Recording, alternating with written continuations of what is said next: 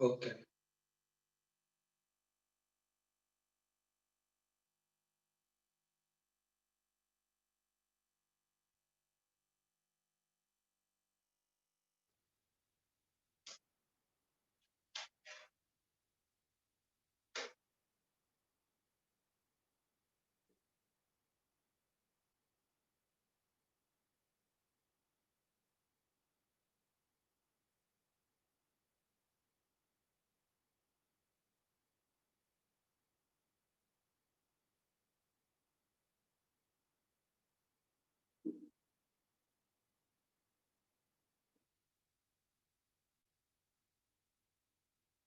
Done sir. Done. Okay, सबका हो चुका है। शिवराज तेरा हो गया।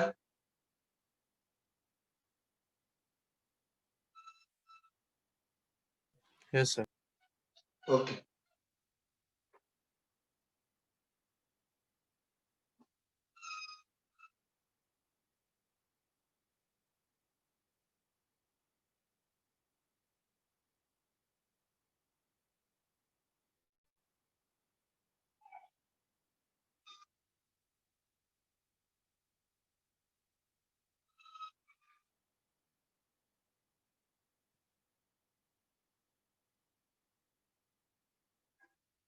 तो अभी हम शुरू करें एटॉम चैप्टर नंबर 12।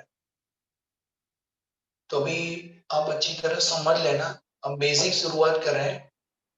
ये इंफॉर्मेटिव नॉलेज है आज के लिए, फिर हम चैप्टर की ओर जाएंगे, वो मेन थियरी होगी। तो पहले आज तक हमने जो स्टडी किया ना, जब भी किसी के साथ स्कैटरिंग हुआ, कोलिजन हुआ, तो हर एक एटॉम में से इलेक्ट्रॉन बाहर आता है। यानी उस टाइम पे ऐसा लग रहा था उस टाइम कि एटॉम के पास नेगेटिव चार्ज कैरियर होते हैं, और बाद में जे थॉमसन ने डिफाइन किया कि उसको इलेक्ट्रॉन बोला जाता है। यानी ऐसा लगने लगा था कि atom has a negative charge. पर दूसरे लोग ने ऐसा भी प्रूव करके दिखा कि atom is a neutral particle. अगर कोई न्यूट्रल होता है तो इसका मीनिंग ये होता है उसके पास पॉजिटिव चार्ज होने चाहिए जितने उसके पास इलेक्ट्रॉन, तभी वो न्यूट्रल होगा।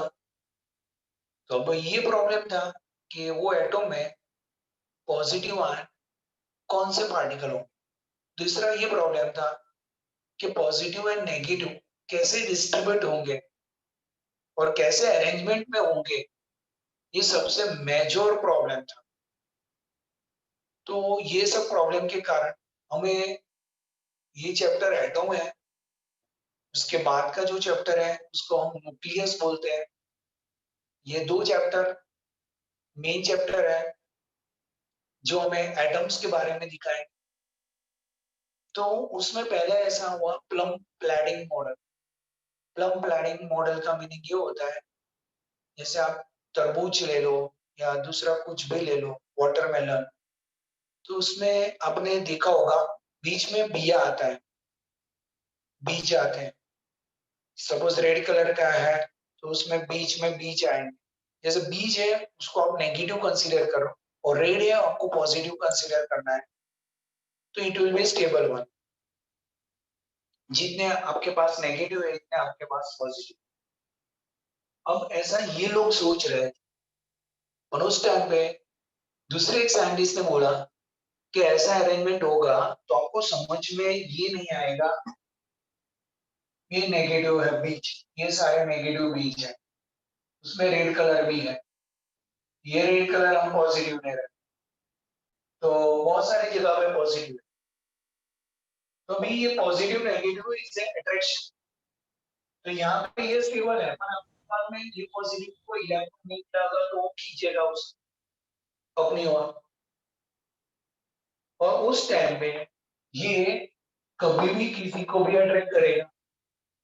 यानी ये पार्टिकल एटॉम्स स्टेबल नहीं हो सकता जब ऐसा अरेंजमेंट होगा। तो फिर वापस प्रॉब्लम हुआ कि उसका अरेंजमेंट कैसा होगा। किसी ने ऐसा सोचा कि शायद ऐसा हो ये पूरा एटॉम होलो हो और बीच में कुछ चार्ज हो, वैसा सबका अलग अलग डिफाइन करने का तरीका था। तो वो रुदरफोर्ड ने शुरुआत की थी उसके बारे में। उस टाइम पे कितने इलेक्ट्रॉन एमिट हो रहा है और किस एंगल में एमिट हो रहा है, वो काउंट करने का तरीका उसने फर्स्ट टाइम डिफाइन किया था। उसने फर्स्ट टाइम सिंटिलेशन स्क्रीन भी यूज किया था।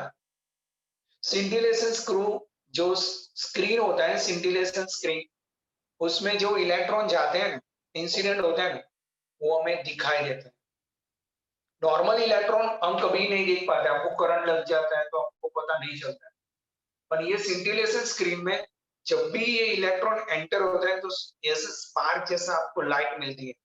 उससे हम इलेक्ट्रॉन कितने एमिट होते हैं वो काउंट कर रहे थे। उससे उन्होंने एक ग्राफ ड्रॉ किया था। उससे उसका कंक्लूजन ये बनता था कि कभी भी किसी एटॉम में बीच में सॉलिड पार्ट है और आजू बाजू हॉलो पार्ट है। अभी उसको अरेंजमेंट कुछ मालूम नहीं था, पर उसने ऐसा सोच लिया था कि बीच में सॉलिड पार्ट और आजू बाजू जो इलेक्ट्रॉन है वो मूव होंगे। अभी आप केमिस्ट्री पढ़ते हैं तो आपको मालूम है बीच में न्यूक्लियस है, बाकी की जो एसपीडीएफ है वो, तो उसमें इलेक्ट्रॉन होते हैं। वो सब ये फर्स्ट रुदरफोर्ड ने सब डिराइव किया था। जब उसको उसके पास अंदर का कोई डिटेल नहीं था तो उसने शुरुआत की। तो ये अब आज शुरू कर रहे हैं। तो पहले इंट्रोडक्शन शुरू करेंगे। हाँ, अभी शुरू कर। What is shown by Thomson's experiment of electric discharge through gases and explain the plum pudding model. This experiment showed the atom of various elements contain negatively charged constituents. They are identical for all atoms. All atoms are electrically neutral even though they have negatively charged constituents. Therefore, an यानी atom must also all contain. Atoms are neutral, even though उसके पास negative charge है तो भी वो neutral है। उसका meaning ये होता है जितने अमाउंट में उसके पास नेगेटिव चार्ज है इतने अमाउंट में उसके पास पॉजिटिव चार्ज होंगे। आगे। Therefore, an atom must also contain some positive charge to neutralize the negative charge of the electron. To understand this, Thomson understood the atomic model called plum-pudding model of the atom. According to this model, the positive charge of the atom is uniformly distributed throughout the volume of the atom. In this model, the negatively charged electrons are embedded in it like seeds in a watermelon. This is called plum-pudding model of the atom. Second, state the limitations of plum-pudding model of the atom. ये second कर लेते। Okay, आगे। There are some limitations of this model. It is that according to law of electrostatic stationary stable charge distributed is not possible because the electron of atom experiences Coulomb force due to positive charge in atom, so they cannot remain stable but move with the acceleration. Hence, the distribution of the electrons and positive charges are very different from that proposed in this model. ये मान रहे थे कि आपने बोल दिया कि positive negative ऐसे डिस्ट्रीब्यूट हो रहे हैं, तो पॉजिटिव को नेगेटिव के साथ अट्रैक्शन होता है, तो ये ड्यू टू द अट्रैक्शन वो अपनी प्लेस छोड़ के दूसरी जगह पे भी जा सकते हैं और उस टाइम पे ये आपका एक्सेलरेटेड मोशन हो सकता है। तो ये स्टेबल वन नहीं हो सकता अकॉर्डिंग टू दिस मॉडल। यानी स्टेबल बनाना है तो साथ में पॉजिटिव नेगेटिव नहीं रह सकते। यदि पॉजिटिव नेगेटिव एक ही जगह पे रहते हैं तो ये इलेक्ट्रॉन एक्सेलरेटेड मोशन करेंगे, because always negative will be attract towards the positive. और ऐसा होता रहा तो कोई भी एटम स्टेबल नहीं होगा। वैसा उनका सजेशन था। आगे। Each condensed matter at all temperature emit electromagnetic radiation in which a continuous distribution of several wavelengths is present, although their intensity is different. आगे। In contrast, light emitted from rarefied gases heated in a flame has only certain discrete wavelength. The spectrum appears as a series of bright lines. In such yes, gases, यानी अभी यहाँ पे scatter होने के बाद वहां पे वेवलेंथ कंटिन्यूअस नहीं मिल रही थी। एक वेवलेंथ, दूसरी वेवलेंथ, तीसरी वेवलेंथ, तो बीच में गैप हो रही थी। तो उनको ये पता चल रहा था डिस्क्रीट नेचर होना चाहिए। डिस्क्रीट नेचर यानी बीच में कुछ न कुछ है, ऐसा उनका कुछ मानना था। जैसे आपको मालूम है कि पहले एस, फिर पी, तो फिर डी, तो उसमें जो ऑर्बिट होती है उसमें बीच में गैप होती है, तो उसके हिसाब से उसकी वेवलेंथ भी आपको डिफरेंट मिलती है। इसलिए आपने लाइमन, पार्शियन, ब्रैकेट, ये सब सीरीज आपने स्टडी की है। वो उसमें डिस्क्रीट नेचर है, कंटिन्यूअस नहीं है, पूरी बैंड नहीं है कि यहाँ से यहाँ तक की। आपको एक वेवलेंथ मिलेगी, दूसरी वेवलेंथ डिफरेंट स्टेज पे मिलेगी, तो बीच में बहुत सारी गैप है, तो वो वेवलेंथ का डिस्क्रीट नेचर हुआ। तो डिस्क्रीट नेचर क्यों है, ये उसका पहला क्वेश्चन। आगे In such gases, the average spacing between atoms is large. Hence, the radiation emitted can be considered due to individual atoms rather than because of interactions between atoms or molecules. With every element, spectrum of radiation is associated which is characteristics of given element. For example, यानी जो hydrogen. Different wavelength मिल रही है वो उसकी characteristics of the atoms होगी different element की। आगे For example, hydrogen always gives series of lines which are at definite distance. This fact suggested an intimate relationship between the internal structure of an atom and the spectrum of radiation. Okay आगे अभी तो थोड़े है ना, अभी next time करेंगे। ये पता चल रहा है आपको, अभी है ना ये पूरा आपको रटना नहीं है, ये आपको केवल समझना है। ये सब हिस्टोरिकल इवेंट्स है, यानी सही बात तो नहीं आ रही है। सही बात तो अभी थोड़ी देर के बाद आएगी, कैसे अरेंजमेंट है, क्यों है, डिस्क्रीट नेचर, उनको खुद को पता नहीं था। ये 18th सेंचुरी की बात थी, एटॉम्स में ऐसा ऐसा होता है। तो आपको ये टेंशन नहीं लेने का, ये आपको समझना है। हम फाइनल डिसाइड करेंगे कैसी अरेंजमेंट एटॉम। तो अभी मैं मीटिंग क्लोज कर रहा हूँ, नेक्स्ट टाइम हम मिलेंगे। ओके नहीं प्रीत, अभी 11th January school will be start, और वो स्कूल कंपलसरी नहीं हो रही है। जो पेरेंट्स अलाउ करेंगे उसको ही बच्चे को देने जाना है, बाकी अदरवाइज किसी को जाना नहीं है। यानी इस साल अभी ऐसा नहीं कह सकते कि अभी क्लास शुरू होगा, क्लास का कोई डिसीजन आया नहीं है। ये तो केवल 10th और 12th के बच्चों के लिए है, और उनको प्रैक्टिकल करवाना है, प्रैक्टिकल की एग्जाम लेनी है, उनका फॉर्म सबमिट करना है। ये सब के लिए ही बच्चे लोग को बुलाया है। बाकी पढ़ाने का तो ऑनलाइन उन्होंने बोल दिया है कि ऑनलाइन आपका टीचिंग शुरू होना चाहिए, उसमें कुछ चेंज नहीं करना है। यानी ये सब ट्रबल है, यानी अभी पता नहीं है क्या होगा क्या नहीं।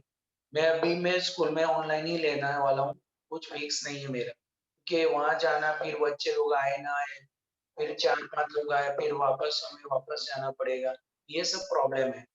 तो अभी आप ये छोड़ दो ना, प्रैक्टिकल होंगे। और मैं ना आज आपको एक एक वेबसाइट भेजूंगा, वो आपको डाउनलोड करनी है, उसमें से प्रैक्टिकल अपने आप कर सकते हो, अपने आप घर पे बैठ के। तो आपको स्कूल भी जाना नहीं पड़ेगा, आपके रीडिंग भी ले सकते हो ऑनलाइन। वैसा एक ऐप बनाया हुआ है, मैं आपको भेजूंगा। ઘરેથી જવા દેવાની હા પાડે ને ધ્રુવી, તે ફોર્મ પર પેરેન્ટ્સ ને સિગ્નેચર જોઈએ, પેરેન્ટ્સ ના નંબર જોઈએ, મધર ફાધર ના, અને બધું સબમિટ કરવાનું। એની જવાબદારી પેરેન્ટ્સ ની છે, સ્ટુડન્ટ્સ ની ને બધું લખવાનું, અને પછી તું જઈ શકે। એટલે પેરેન્ટ્સ બધા એગ્રી ના થાય।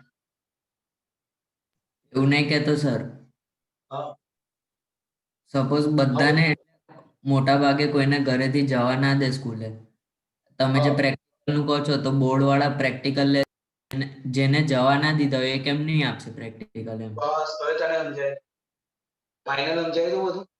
આ લોકોનું ટાર્ગેટ એવો છે કે ઓનલાઈન ટીચિંગ પ્રેક્ટિકલ નું કરાવશે, 5-6 પ્રેક્ટિકલ કરાવશે।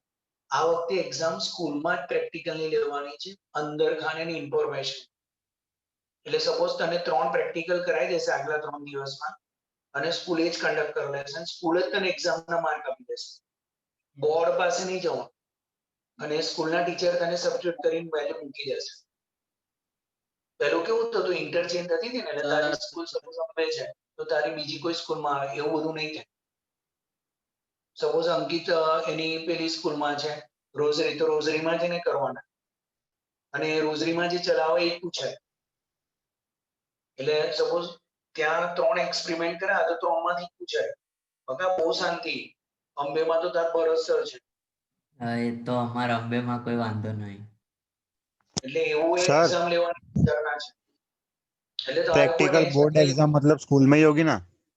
हाँ वो प्रैक्टिकल की एग्जाम स्कूल में ही होगी 99% है, पर मैं अभी अंदर से बोल रहा हूँ, मैं तुम्हें 100% लिख के नहीं दे सकता, पर ऐसा होने वाला है स्कूल के बेस पे होगी और वो मार्क वहां सेंड कर देंगे, पर प्रैक्टिकल लेंगे 100%. सर हाँ बोल बोल बता. સર અમને સ્કૂલમાં ઓનલાઈન પ્રેક્ટિકલ ચાલુ કર્યું હા એ તો મને ખબર છે. ગ્રીન વેલીમાં ને કઈ સ્કૂલ?